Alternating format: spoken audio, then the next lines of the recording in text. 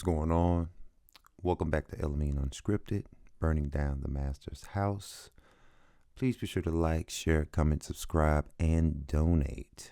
Also, click the link in the description box below, as well as the pinned comment. Be sure to hit the notification bell so you'll be notified when I upload future content, because it's coming for sure. Pause. Anyway, welcome back to this particular series, Sleeping with the Enemy, True Stories of Black Men in Marriages and Relationships. This is part 2. Everything's out in the open. Have you ever heard that old R&B blues type? Everything's out in the open. Oh, I forgot who's singing. Yeah, I don't know who sings it, but anyway,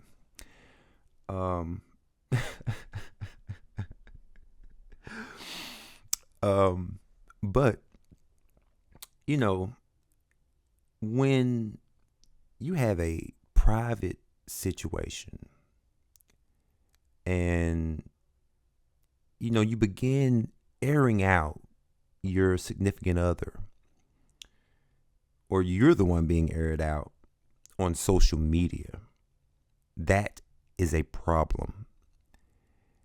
And I get the humiliation, the sense of humiliation. I get the sense of power that a lot of people derive from that sort of behavior, but you are way, way out of line. Way out of line by attempting to humiliate your significant other, because really in the end you're humiliating yourself.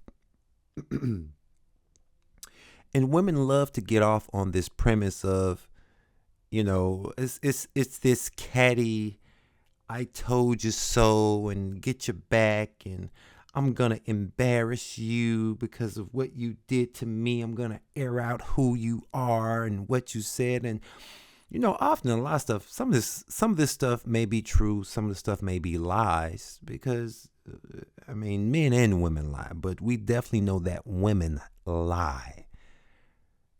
They lie to themselves and they lie to each other. And they will, as a man, they will lie to you. I just find this particular behavior very, very interesting. And then, it begins to spread, man. It begins to spread. It begins to spread into your workplace. It begins to spread into other relationships that you have with people, because now you're being looked at sideways and being judged or convicted by people who don't really understand all the variables that are at play. And they probably don't even care to know all the variables, because people love to roll around in the mess like pigs. They love to roll around in the mud, in the BS, in the bullshit. They love it, man. They love it. And regardless if it's true or not, it doesn't even matter. People love to have what they feel like is some sort of ammunition. And it's not. It's not. It's very immature. It's very childish freaking behavior. Nothing really comes of it. I think social media has been one of the greatest catalysts to divorces and breakups and misunderstandings, and also points of control. And you see and hear your fair share of people look at social media like it's some sort of God. It's like they worship the idea of social media, being famous on social media, airing somebody out, or I don't say air out. I'm gonna expose you. They want to expose somebody, and they feel like it gives them this sense of power, but it doesn't. It really, really does not. And it's sad, man.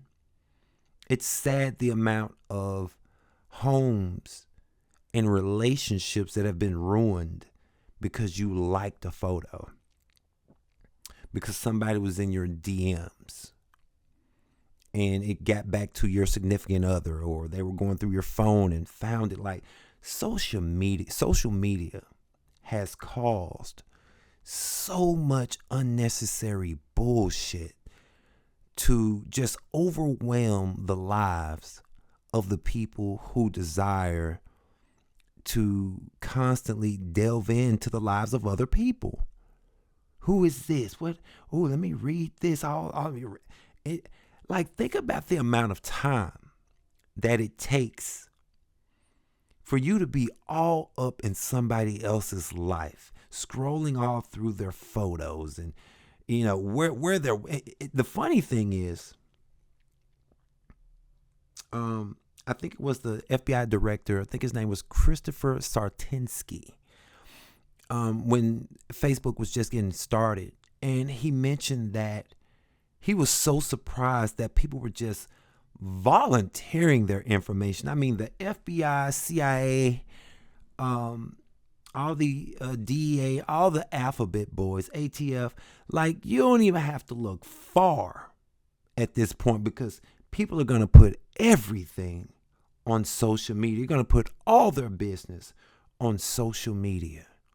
Where you work, where you go to school, who you hang around, and you have all of this being tied. Imagine you have all these things tied to your page.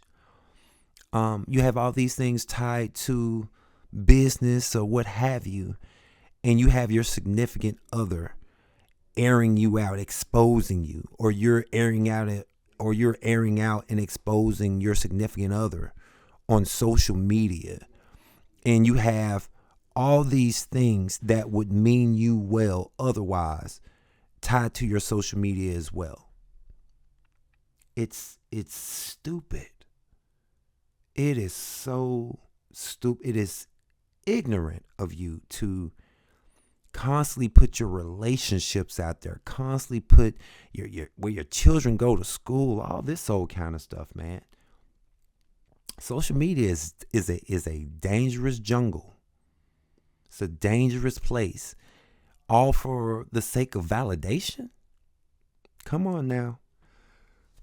Let's think about this a little bit clearly.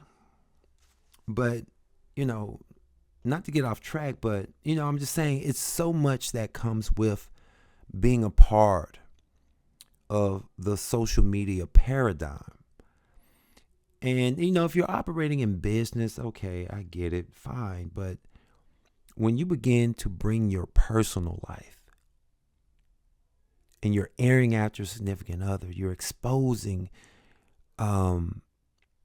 weaknesses and flaws within your relationship and your family, all because you want some likes, all because you're looking for somebody to agree with you, all because you're looking for some sort of validation. That means nothing at the end of the day. Why can't you work out what you need to work out in private with your significant other? I just don't understand. And not only that, a lot of men and women get their social cues from social media. And going back to what I put in the first, Sleeping with the Enemy, the lady who was, cuffing the mortgage money from her husband, come to find out, what I found out later is that, apparently this was some trend on social media amongst the women pages and channels, and it's tons of them. It's tons of groups where women plot, plan, and scheme on men, and they trade information to do men in. I don't know if men do this on any of their pages. I'm personally not on social media anymore, thank God, in terms of me being on Instagram and Facebook, and I got a Snapchat and I got Threads, and I don't give a shit. I don't have X. I don't have none of that. Hey, YouTube and Substack, baby. YouTube and Substack, okay? All that other shit, man. Miss me. Miss me. No ma'am, no sir, no thank you. It's an unnecessary thing. It's an unnecessary thing. You don't even really need social media to operate in business, to be honest with you. But hey, if you got it, so be it. But,